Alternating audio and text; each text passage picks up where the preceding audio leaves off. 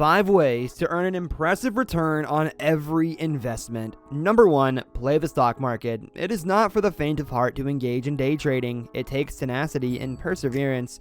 It is necessary to comprehend the various market forces at work. This is not for inexperienced users. However, if learned and learned well, it is a way to quickly make a significant amount of real money with a relatively small investment. When it comes to playing the stock market, there are also ways to hedge your bets. Whether you trade the general market or penny stocks, set stop-loss limits to reduce the possibility of significant depreciation.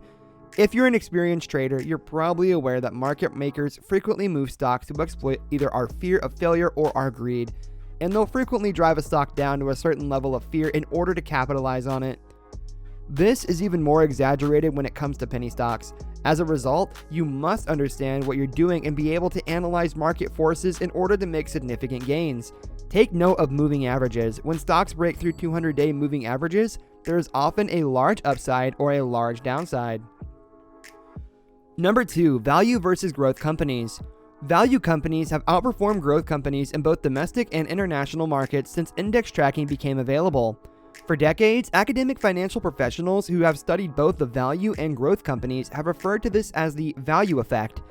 A portfolio that favors value over growth companies has historically produced higher investment returns. Growth stocks have high stock prices in comparison to their underlying accounting measures, and they are considered healthy, fast-growing companies with little concern for dividend payouts. In contrast, value companies have low stock prices in relation to their underlying accounting measures such as book value, sales, and earnings.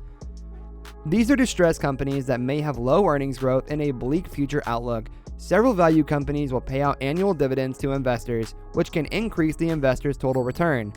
This is beneficial if the stock price rises slowly over the course of the year. The irony is that these distressed value companies have outperformed their healthy growth counterparts over long periods of time. Number 3, trade commodities. Trading commodities such as gold and silver presents a once-in-a-lifetime opportunity, especially when they are trading near the bottom of their 5-year range. Such metrics provide a strong indication of where commodities may be heading. According to Carolyn Boroden of Fibonacci Queen, because silver is a solid inflation hedge, I have long-term support and timing in the silver markets. Furthermore, commodities such as silver are tangible assets that people can hold on to.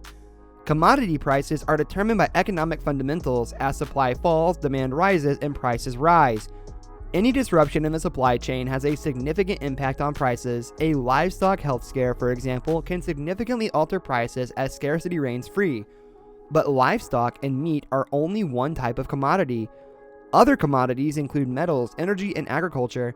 You can invest through exchanges such as the London Metal Exchange or the Chicago Mercantile Exchange, among many others. Investing in commodities frequently entails investing in future contracts.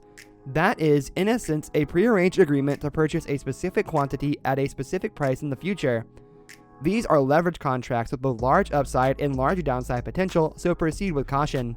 Number 4, take the right amount of risk. Investing entails taking a chance on the unknown. Even avoiding the stock market and only investing in US government bonds, which are regarded as among the safest investments, can be risky.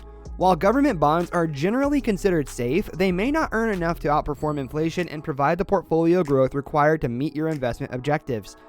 As a result, you must find a way to balance risk and return in a way that provides both safety and portfolio growth.